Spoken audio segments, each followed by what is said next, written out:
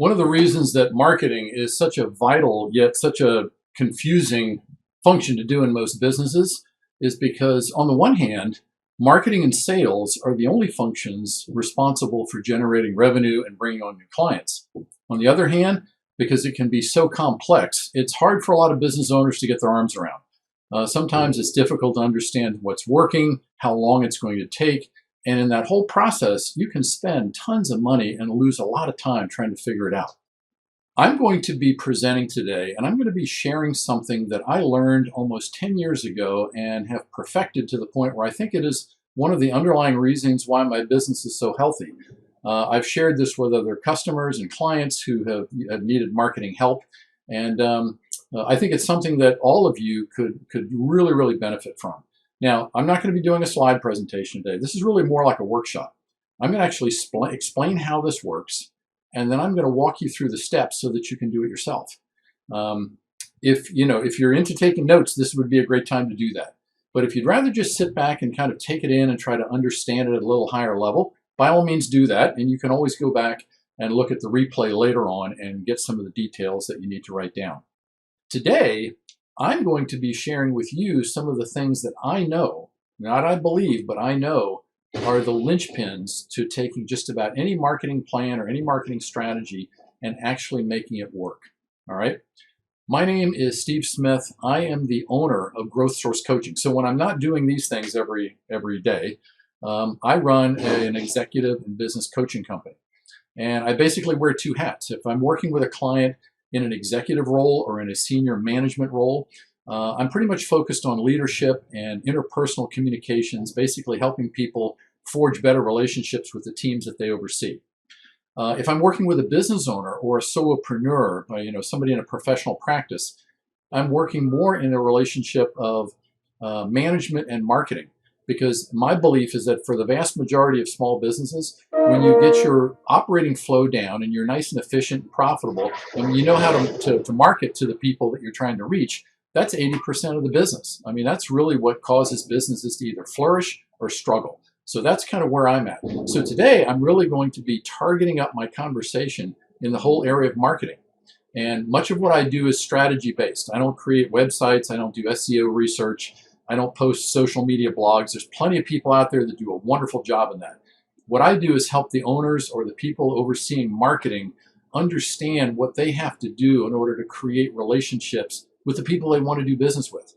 So today I might be referring to them as customers or clients. Just recognize that those two terms for today's workshop are kind of interchangeable. All right. Okay, so let's start. Well, before we get to that, I want to just mention where I came from before I got into coaching, because that really kind of helped open my eyes in terms of how marketing needs to be done at the small business level. I spent 30 years in consumer products, in the sales, the marketing, the executive level, the manufacturing side, really understanding how that industry works. And I work for some major companies that are just absolute experts in reaching customers on a very broad level, nationwide, sometimes internationally. They all had big budgets for individual brands. It was not unusual to drop several $1,000,000 on a media campaign. They'd float 50 million coupons on a Sunday to try to spur local purchases. Everything was about packaging, placement, and price. That's really what drives most consumer products. Okay. The big difference between that and small business marketing is that small businesses are more at the ground level. They're worried about a particular geography or a township or a county. Sure, there's plenty of them that, with the internet now are reaching out, nationally and sometimes internationally. I have that benefit myself. But for the most part, you're actually looking at a much smaller footprint. Most small businesses don't have the multi-million-dollar ad budgets to be able to run these kind of things. So you need to be much more nimble, and you need to be smarter about who the client is that you're trying to connect with. And that's the advantage that small business marketing has over larger corporate marketing, because while they might be all over the TV in the evening, and you might see them in a lot of different venues where you're seeing their name, they're doing the branding thing, they don't have the capability to get down close to the customer in a somewhat of an intimate fashion. And I think that's what makes small business marketing so unique. All right. So here's what I want to start with to kind of lay the groundwork for this for this workshop that I'm doing here. I want you to think of marketing as a language, because in effect it is.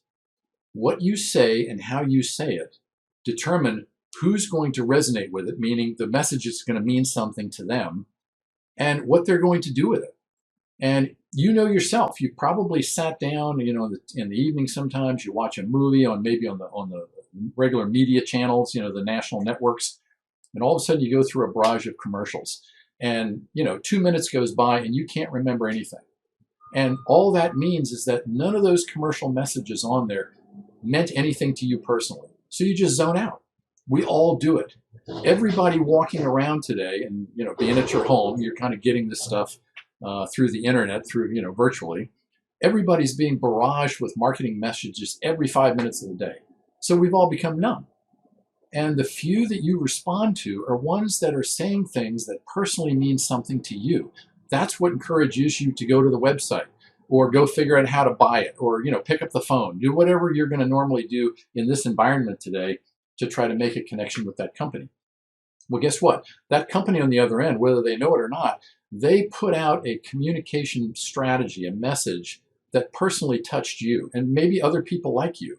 And that's the real secret to being able to make any kind of marketing work, whether it's you're having a website, whether you're doing pay-per-click ads with Google, whether you're doing other kinds of social media type posting or advertising on Facebook or Yelp or any place where you think your customers are. Your investment in that can either skyrocket because the way you say and what you say things to connect to people that you want to do business with, or it can fall flat. It can be a complete waste of money if nobody responds. That's the real crux of what makes marketing work for some people and makes it a struggle for a whole bunch of other folks. So what I want to do today is to help you understand how this part of marketing works. And I'm going to actually walk you through the steps and show you how to make it work for yourself. The thing you need to know up front is that purchase decisions, and they are decisions, people don't just, like lemmings, just kind of run to something and buy it without thinking about it. Everybody makes a decision to buy based on something, and they're all based on emotional things. All right? Purchase decisions are emotionally based. Now, after somebody makes that decision, if they have to justify what they just bought, they use logic to do it. All right? And so I'm going to give you an example of how this works so you kind of understand this play. Let's just say husband and wife are talking about buying a car for their son or daughter. All right? They just got their license. They're fairly responsible. Maybe we're going to get them a car so that they can be mobile. They can go out. So they think, all right, we're going to get them a medium-priced car. It's a starter car. It's not something that you want to really spend a lot of money on because they're probably not going to keep it. As soon as they earn enough money, they may go out and buy their own. But right now, we want them to have a car. All of a sudden, the husband comes home one day driving a Tesla. The wife looks at him coming up the driveway and says, "What did you do? Why are you buying that?" He says, "Well, our son or daughter needed a car, so I got him this." And she's like, "Wait a minute, we didn't discuss buying a high-end car like that. We discussed a starter car, for a 16, 17-year-old kid." So now the husband is having to sit there and say, okay, I've got to explain this. Well, he probably bought that car because he really wanted a Tesla. And this was a great way to get one in the driveway. Buy it for the son or daughter, then I get to drive as well. But to his wife, he's going to use logic. He's going to talk about the efficiency and the energy savings and how well it's built and all the other features in there that make it a really safe automobile. That's what happens when people buy things, because you got to remember, when people make purchase decisions, and I'm not talking about walking into a drugstore and buying a stick of gum or, small things like that. I'm talking about things that have some degree of monetary value and for which you're going to think about what kind of options you're going to look for.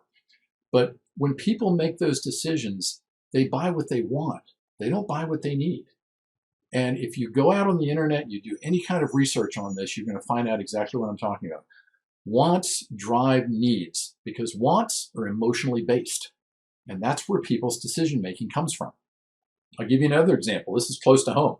My son's watching this. He's probably going to call me up after I relay this little story here. But when he bought one of his first cars, we were out there looking at it. He drove it up in front of the house, and I looked at it and I said, these tires, man, these tires aren't really good looking. I mean, they look like they've got some age on them.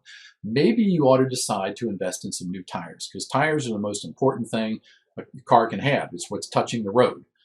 And he's like, yeah, you're probably right. And he's asking me, how much do you think tires are going to cost? And I said, well, for this car, you're probably going to spend $400 at minimum, plus putting them on and all that kind of stuff. But it's a good investment because you want to be safe.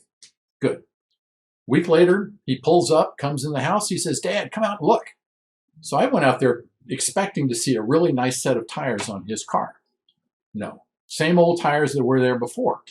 But what he had done was he had gotten his entire car window tinted. I mean, limousine stuff. You couldn't see in it at all. And he's just marveling at how cool that looks. And he goes, Dad, I've wanted this forever. And I found a guy that cut me a great deal. And so I spent the money on that.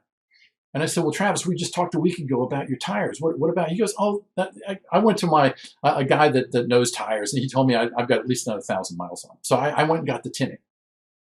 Great example of how wants and desires drive purchasing decisions and sometimes overshadow what's more important. Now, you need to understand how that works, because the more you understand how your customers think, which is what drives their decision making, the better you're going to be able to do at craft your marketing to reach them, to resonate with them, to hook them so that they now understand that what you have is something they want, not necessarily the hundreds of things we run into every day that we think, oh yeah, I could use that, I need that. Well, nobody buys that. People buy what they want, all right? So how do you go about figuring out how people think? All right, not an easy task, but there is a way to do it.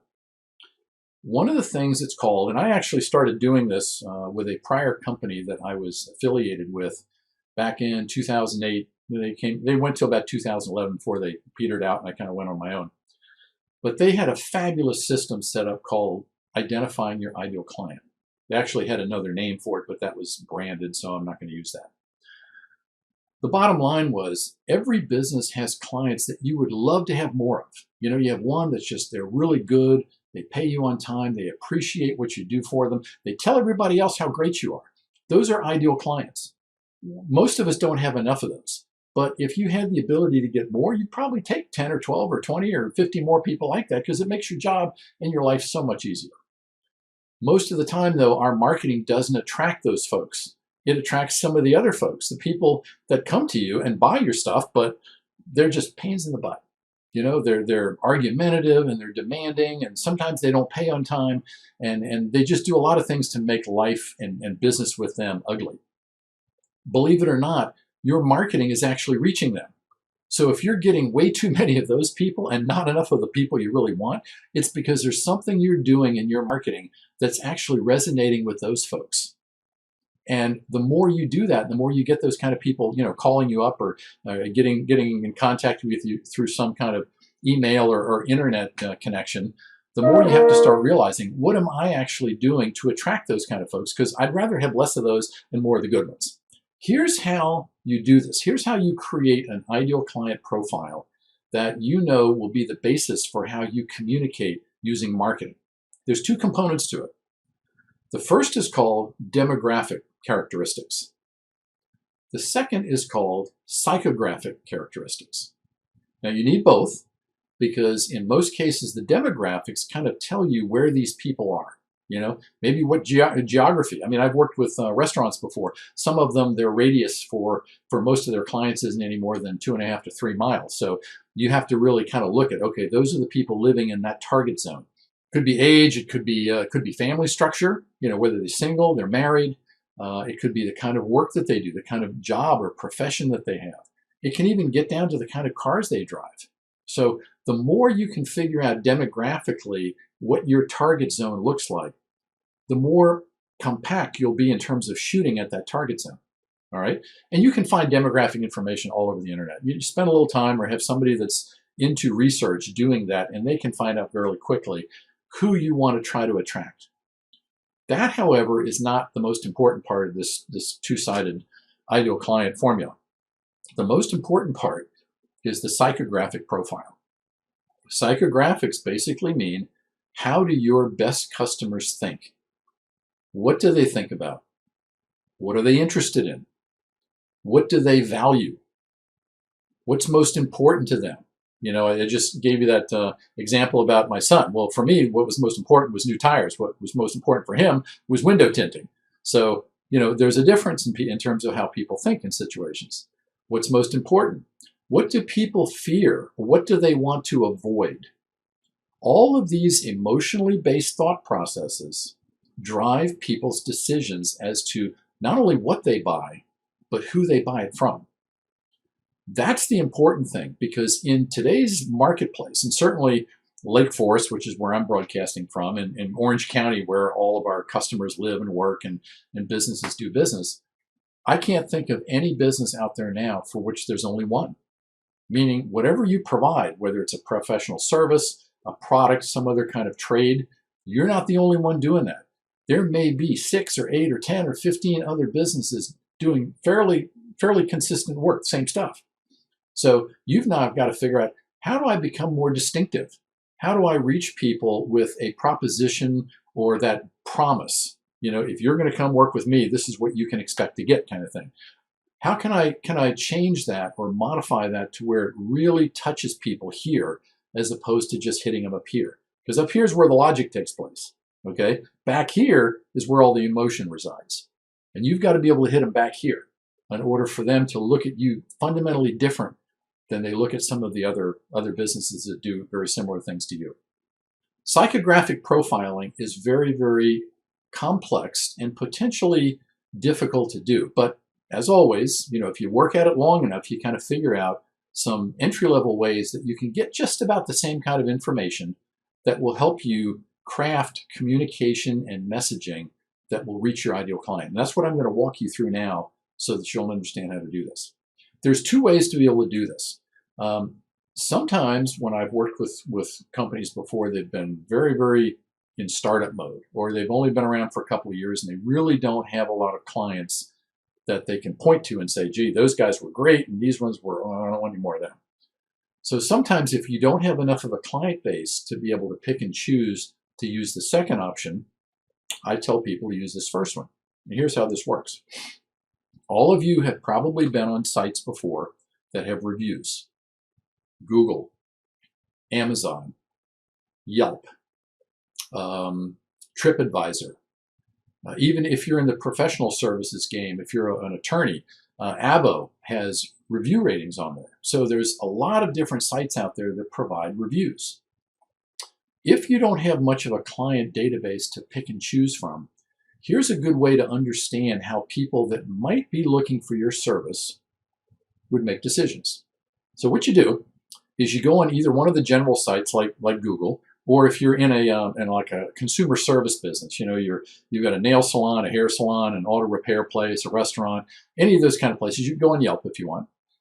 The point is, when you go to these sites, you go up and you Google the name of a type of business, something that's very similar to yours. So if you're a dentist, you Google dentist. You're looking for a dentist, okay? Or whatever the selection is on that site. If you're in auto repair, if you're in insurance, if you're a real estate agent, if you have a bakery, if you're a consultant, if you're a CPA, it doesn't matter. It works for every one of these kind of categories. So what you do is you go in and you start looking at everybody that popped up and go into their reviews. And here's what I'm going to suggest you look at. Forget about the 5 and 4-star reviews, okay? They're not going to tell you much. And here's the reason why. When people go to review, a business that they've liked or maybe not liked, and they want to make sure everybody else understands it, when they put a positive review out, most of the time it's very flowery, it's very appreciative of the people there and the owner, and they love them and everybody ought to do business with them, okay?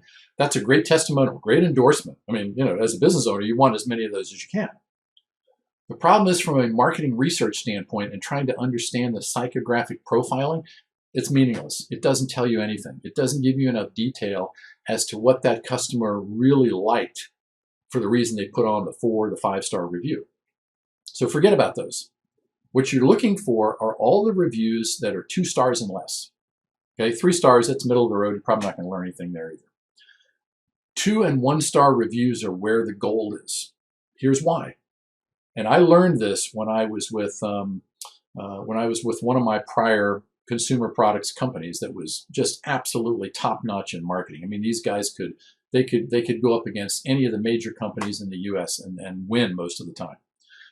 They did some studies and they commissioned some research companies to help them understand how people determine good service versus bad service. And if they got bad service, what were they likely to do? And here's what they found. If somebody feels like they've been mistreated or ripped off or just dealt with unfairly at a business that they patronized, they are 11 times more likely to go online and in great detail talk about that whole event. I mean, down to the minute detail of what that business did to them and what they don't like and so forth and so on. Whereas if they were treated fairly and they got a good deal, they liked going to that business, that's the way it should be, right? I mean, if you go to a business, somebody refers them and they're a good business and you get a good experience, okay, so what's the big deal? But if somebody gets treated unfairly, they are going to chronicle that whole thing on their favorite review site. That's where you go. Because the more of these things that you read, and I'm talking about if you're going to do this right, you've got to read 40 or 50 of these reviews. And as you're reading them, don't look for the very specific, who struck John kind of situation. Look at the underlying emotion that drove that. What did that person not like? How did they feel? Because they're going to tell you. It might be direct or it might be kind of behind the words, but you're going to figure out real quick from reading these things what people felt, why they felt, betrayed or disrespected or somehow ripped off. So if you read that many reviews and you start taking down notes, what's going to emerge is a behavior pattern. And it's a behavior pattern that goes directly to what people don't like and don't want in your particular business category. Why is that important? Because if you happen to be doing that now, and you might be doing it and not realize it. If you're doing it and you realize it, this is a wake-up call. This is going to tell you if you want more people to come to you for what you do and you want good people, you've got to understand that if you're doing certain things now, maybe it's how you pick up the telephone and talk to people. Maybe it's how you greet them at the front door of your business or at the desk or wherever they come in. Maybe it's how you respond to them when they send you an email. If they call you and somebody in customer service picks up, it might be that. There's a whole bunch of initial contact points that sometimes people in a nanosecond make a decision. I'm not going to do business with these guys. I'm going to get off the phone as fast as I can and go to the next person on the list. But you're never going to know that unless you can figure out what people genuinely like and don't like in your particular field. And those review sites are a great way to figure this out if you don't happen to have current clients or past clients that you can point to. All right. So that's a great way to help startups and fairly small businesses. Let's go to the next one, because the next one is really designed for more established businesses where you've been in business for a number of years and you've got a fairly well-designed database. You can find people and you can kind of figure out which ones were the good ones and which ones you really don't want any more of. And those are the kind of businesses where this particular strategy works. This is what's called client surveys. Now, if we were sitting in the same room and I could look at your face right now, I know what I'd be seeing. Oh my God, surveys. Everybody's doing surveys right now. And I got to tell you, most of them are worthless. Every time I get off of Amazon or my bank and I've done some kind of change up, I've moved money around, I bought something online, I can just about guarantee in my inbox within the next 10 minutes, I'm getting an automated email saying, gee, how'd you like the service? Would you mind taking this survey and ranking us? And occasionally I'll open them up. Most of the time now I just delete them. But what I find is that most of these surveys are so basic. They're down to answering questions yes or no. And that might make the company feel good if they're keeping certain kinds of stats over time. They want to kind of check ebbs and flows in terms of how people are responding. But for the small business owner that's trying to tune up their marketing strategy, kind of like what I'm talking about here today, it's worthless. It tells you nothing. You really need to get below that and find out how people feel and how they think about certain things going on in your industry. So if you happen to be doing that now, I would suggest you stop, because if you're paying for it, you're probably not getting anything that is really telling you anything worthwhile. And if you're just looking at percentages, 98% say yes, 2% say no. If that's all you're interested in, you're missing the boat big time in terms of what you really could be learning from a much smaller group of ideal clients. So here's how it works. In order to do the survey, you have to do a number of things. First, you have to figure out what kind of clients you want more of. And I talked a little earlier about what that looks like. You want people that genuinely respect and like what you do. Maybe they treat your employees well if they're having to deal with folks on the phone, or when you're going in a store and things like that. They're respectful. They're not demanding or argumentative. Maybe if you've got them on certain terms, like it's a client for a business, maybe they pay on time. Maybe they're not really demanding or debating over every single thing you do. And believe me, we've all had them. People that doesn't matter what you do, they got an issue with it. If you have people like that, you don't want them. But if you have the ones that just love what you do and they tell everybody what you do, which I call sneezing. It's basically referral marketing without them knowing about it. They're just so joyful. They're telling everybody who you are. You want those people. So what you do is you go through your database, and either from a combination of current clients or maybe past clients, you could go back a couple of years if you want. You want to come up with 12 to 15 people that fit in that particular category.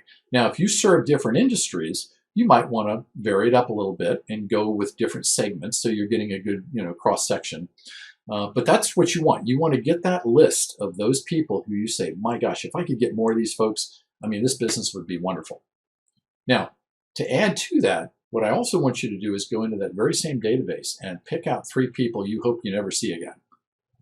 Why? Because learning from them, just like the 1- and 2-star reviews on the review sites, there's huge learning in that too. And it can help you to a great degree figure out what you may have to do to tune your service or your product offering or any part about what you do with your business that touches your customer. Tune that up so you can remove those problems. All right. And most of the time, those 3 people in that category you don't want to have any more to do with, they're going to tell you. They'll tell you exactly what it is. And so that means you can figure it out fairly quick. So you have this list. Now, what do you do with it? You put that aside for a moment, because the next phase is figuring out what questions you're going to ask these clients. And again, these are not questions that are yes or no related. These are questions that get into people's minds and cause them to have to respond with experiences and emotions that they have experienced with doing business with either you or other customers like you. So as an example, you might want to, let's say you're in the insurance business. Now, that's a professional service business, so it could be different kinds of insurance: life insurance, car insurance, home insurance, all different kind of things like that. One of the questions you might want to ask these folks is, what is it you dislike most about doing business with people in the insurance industry? Now, that has nothing to do with you per se. You're kind of asking, because most people are not just doing business with you. If you're doing life insurance, they have a car insurance agent or a home insurance agent or some other kind of insurance for their business. So they may be spread around a bit. What you're trying to do is get them to think more openly and holistically about the general experience and the kind of mental predispositions they have when they're talking to or working with somebody in the insurance business altogether. And you'd be amazed at what they tell you. So those kinds of questions, what did you, if they're a recent customer of yours, or maybe they're not a client, maybe they've just come back and repeatedly purchased from you, like an auto shop. Okay, you bring your car in every 6 months, you have things done according to the maintenance schedule, but you're not there every single day. So if you have an auto repair shop, one of the things you might want to ask people is, when you've come in here, what have you most appreciated about the experience? Not did you like the price? Or not, did we answer the phone correctly? You're looking for that more holistic response, because when you get that, people are telling you right out of their head, coming right out their mouth, everything that they can remember about the experience, and there's tons of data gold in that response. So those are the things that you want to try to collect. Now, I happen to have a list, probably 30 or 40 questions that I've used with clients over the years for different disciplines. Some are very generic and common. Some are more specific to the business. And what I tell clients is, come up with maybe 8, 9 questions. Don't make some laundry list, 20, 30 questions. I've seen some surveys, by the way, that are emailed. Please answer this short survey. It's only going to take you 3 or 4 minutes. And you open it up and you realize there's 45 questions in there. You don't want to do that. You want to pick 8 or 9 of the right kind of questions that are going to unearth the way people think about your product, about your service, about your profession, about your industry, because that's what drives whether they ultimately decide to engage and do business in your category, and especially do business with you. Now, once you've got your questions laid out, here's the important thing. who's going to call them? Because you're not going to send them an email. The way this works is when you call people and you get them on the phone and say, look, do you have 10 minutes? I'm working on improving my business and I would really like to get your input because I know you've done business with in the past. Would you spend 10 minutes with me and just help me understand what you liked and didn't like? If that's a good client, somebody that you identified on your list as being an ideal client, they're going to give you that time. All right. What you don't want to do is do it yourself. If you're the owner or if you're one of the key salespeople, worst combination in the world, because you're probably so passionate and prideful of what you offer and what you do, you're simply not going to be able to sit there and listen and write down the feedback they're giving you. And believe me, I'm telling you, I've done this so many times before, and people that are in ownership roles are very quick to defend, they're quick to debate, they're quick to somehow try to turn that person's opinion around on the phone. That's not what you want to do. You just want to listen and write it down. Collect the information as it comes to you. So what I suggest people do in a business is one or two things. Either find someone in customer service who's really good on the phone, who's got a great delivery, a great voice, can ask questions and can take notes down. All right. If there's nobody in your business that does that, go outside and hire somebody. Find somebody that doesn't really know your business. They know what you do as a business. If you're an auto shop, they know what that's like. But somebody outside the business that can ask these questions and take the information back without feeling emotionally drawn in, like, oh my God, I got to defend this business because this person just said something that's not nice. You don't want that. You want to actually collect it the way it's coming from the person you're talking to on the phone. Because believe me when I tell you, I've seen these things. I mean, I've had companies send me reports 4 and 5 pages long with all the stuff they've collected from those 12 or 15 people that they had somebody call. And it's absolutely amazing what you can figure out once you start looking at this. So make sure that the person that does this is somebody that is not emotionally tied to the business, because they're going to give you much more unbiased feedback on the part of the people they call. So once you select that person, you've got your questions, you've got your list. Now you reach out to each one of those customers, whether they're current or whether they're past or whether they're intermittent, and just send them an email and say, look, we're trying to tune up our business. We're thankful for your business and we're doing well, but we think we could do more. And the best way for us to understand that is to be able to talk with you and get your feedback. If we have somebody call from our company, would you be willing to give them 10 minutes to tell them what you think? 98% of the time, they're going to say yes. Believe me. And again, I've done this so many times, it works. People always, if they're asked, they always want to tell you what they think. Most people will spend hours telling you what they think. You don't have that kind of time, but you want people that have that kind of investment in helping you figure out how your business is perceived. So you have that person call, you have them take down the responses. Once you do this with the same exact level of questions over 12 or 15 different people, you can actually sit down later on and look at each questionnaire, each page, and go through line by line, and you'll be amazed at how much commonality you start seeing. Every once in a while, you're going to have somebody with a response. It's kind of an outlier. It's something nobody else talked about.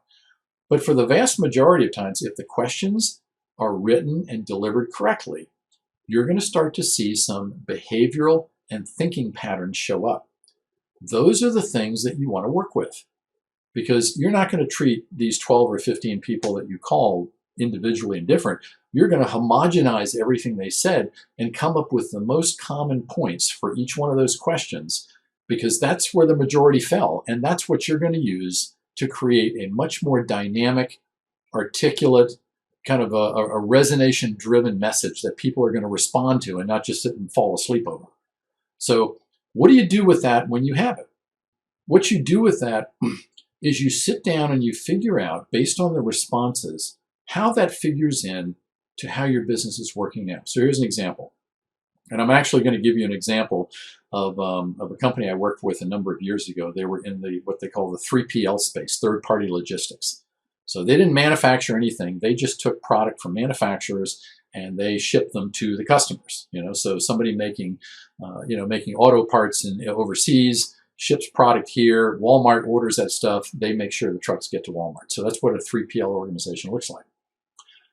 What they found out by doing this and homogenizing all the responses from the clients that they were doing business with was one of the biggest gaps that they had was once people gave them, shipped the product to them, they didn't hear anything about what was happening with that product until it hit the customer. And if it hit the customer, everything was fine. They get an invoice, they ship an invoice, they get paid, and everything works like normal. But in between, they had no idea what was happening. So if anything potentially would go wrong, and for all of you that have ever done business with Walmart, if you don't meet your delivery time and you don't unload stuff and you don't meet all this criteria, they'll fine you out the yin-yang. So you have to know going into that, are you positioned to be able to make a smooth delivery and get out of it without incurring any charges? So one of the things this company did was they modified their database to allow the customer to be able to get in and look and see how it was being handled all the way through. Now, some customers chose not to do that. It's kind of like the tracking that you get with FedEx. But for the ones that were really interested in understanding that, and they were the good clients, they were saying, look, I'm giving you several $100,000 of merchandise. I want to know what's happening to that up until the time it arrives at my customer's doorstep. And for the customers that really responded to that, they started putting that into their marketing. So they would tell future manufacturers, we understand what kind of a problem this is when you hand your merchandise over to a middleman and then trust that it's going to arrive on time and intact. We've taken care of that. You now can see exactly what we see every step of the way. Change the entire game for these people completely, because they figured out what their customers were most interested in. Here's another one. I worked with a law firm a number of years ago. And one of the problems they were running into was they had clients that they would represent in court. And the clients were always very nervous and unhappy, sometimes even with a good outcome. And they couldn't figure out why. So we sat and we went through all the processes. We did the surveys. And the information that came back basically pointed to the individual saying, you know what, I know I may not win this case. But what's really important to me when we first sit down and talk about my case and whether you're going to take it on and how much it's going to cost, I really want to know that you're going to handle this just like you'd handle somebody in your own family. I'm just not a number. Here's another case, go to court, see what happens, send them a bill. Once they realized the human aspect to what people really were interested in, wanted to know when they were getting ready to hire an attorney, changed them completely. It changed everything from what they had on their website to how they had the conversation, that first consultation when people came in and kind of said, okay, here's the situation I'm in. Changed everything. And it didn't matter whether, under the best of cases, they won that case or not, or got a favorable ruling or not. The amount of satisfaction went right through the roof because people felt like this person is defending me like they would defend their child. And that's what was most important to them. They felt like they were really getting the absolute best defense, the best strategy, because that person saw them as an individual, somebody that was important to them, and approached their whole business like that. This company would have never figured that out if they had not gotten the survey information back and started to see patterns in what was most important to people. Surprisingly, for most of the time, it wasn't the fee. Lawyer fees are sky high these days, but most people kind of know that going into it. So if they want a really good quality one, they want a human element in addition to an invoice when everything's all over. And so that changed that company quite a bit. So the point I'm trying to make is, if you can figure out what people want and you can change your routine, whether it's how you deliver your service, how you interact with your client, how you handle problems with them, how you deal with slip-ups, if you can change how you do that and make people feel like they're the most important client in the moment, it will totally explode your business. And it will change how you think about your currently marketing. You may decide to stop doing some of the things that are causing you to write $5,000 and $10,000 checks every month and start doing more things that creates a human element that people respond to. And that's what this whole system is designed to do. All right. Now, this also has another component in the sales department. Because if you guys have, if you're in this business now, or if you've ever had this situation, you have a home improvement person come over, and they walk in and they go around and take some measurements, and they just immediately dive into their pitch. Well, guess what? These people are not salespeople. Most of them are. Some of them are, but they're really not trained in how to talk with clients and understand what they really want. Sure, I want all new windows in the house, but there's other things that I want that could separate you doing it from somebody else doing it. And unfortunately, most of these businesses in that sales mode don't stop and think about how to treat the customer and engage in a conversation that's going to have real impact on that person's decision. Because unless they're willing to make a decision right while you're sitting in front of them, which doesn't happen a lot, you've got to know that when you walk out of that door after you've left your material and a quote, that they're going to be thinking about that interaction so well that it's going to be days before they call you back and say, yeah, we want you. Come on over. Let's talk about when we start. You learn that from doing this kind of work because you understand the emotional pitch that people go through when they're faced with having to spend a lot of money to get your house painted, maybe to get a transmission put in your car. You're buying a motorhome. I mean, all these kind of things that are fairly good size. Maybe you're going to an attorney to have an estate, a plan put together. All of these different things work the exact same way. People have preconceived notions about what they're getting into and who they want to work with versus who they think is going to be on the other side of the desk. The more you understand that from this whole ideal client psychographic profiling process, the better you'll be able to connect and earn that business without spending thousands of dollars dripping on people endlessly until somebody raises their hand and says, enough, I'll buy. That's 30 years ago. That's not the way things work today. So what we've talked about today is really understanding how the language side of marketing works. You're speaking a certain language, and some people are going to respond, and some people won't. Don't worry about the ones that don't. There's plenty of people out there. You can make quite a vibrant business out of just doing this and worrying about the people that do. But in order for you to craft a message and a communication strategy and a brand persona that delivers a promise that's directly in line with the emotional thinking of your ideal client, it's going to be a crapshoot, and it doesn't have to be. Now this kind of a system takes a little while, and sometimes it takes some guidance to get through. But the reason I've thrown this out here is because anybody that has sat down and taken notes can figure this out and do this with relative success on your own. If you want me to help you, great. I'll be happy to do so. But I love to see people try new things and figure out how to take control over the most important part of your business, which is marketing. Because if your marketing doesn't work and your sales your sales approach isn't any good, you're not going to last very long. I don't know of any organization that's in business to make a profit that stays in business very long if their marketing and sales aren't working. This can help quite a bit. So that's the message for today. Okay. Again, if anybody has any questions about this, please feel free to reach out. If you want to just leave a message for the ladies that are running the chat board, I'll be happy to return a call. But if there's any part of this that you missed and you need to go back and hear it again, all of these live broadcasts end up being videos in the video section of the Lake Forest Chamber Facebook page. So you can go back and replay it and listen to it again and get whatever information you need. But I'm telling you, there's not many things that I guarantee, but if you go through this and do it the way I've just described it, you will learn things about your customers that you never knew before. And once you understand, almost like you know how they're thinking, you know what's important to them. It may have nothing to do with the product you're buying. It may have everything to do with the experience they have of working with you. Here's a good example. A lot of people are buying stuff online now. I certainly am, because some stores aren't open and it's just a pain in the butt to go out, with the mask and all that stuff. So everybody's using their computers and they're buying. They're going on Amazon or they're going to Best Buy. Electronics is just going through the roof. Webcams, all that stuff, because we're now kind of living in a virtual environment. So when I go on Amazon, I might be looking for product that I know they have, but I probably wouldn't find it in a local store anyway. I go down and read the reviews. I'm looking at, is the product, based on the people that have already bought it, does it perform the way it's being listed in Amazon? And oh my God, you would be amazed at how many of these products are out there with tons and tons of reviews that specifically tell you why you should never buy it. And of course, you're going to buy it anyway if you really want it. And there's no other substitute. And then you get, it gets to your house and you try it and you realize that, gee, they were all right. So you have to go out to the UPS store and send it back.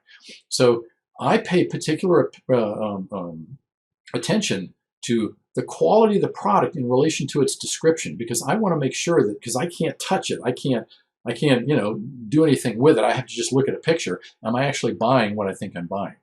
Now, other people might have different things, but the point is, as a business owner, what I'm most interested in is understanding how my customers think, what they want, what they don't want, how they expect to be treated, and what kind of an experience doing business with me is not only going to keep them around, but have them talking to other business owners who might be looking for my service.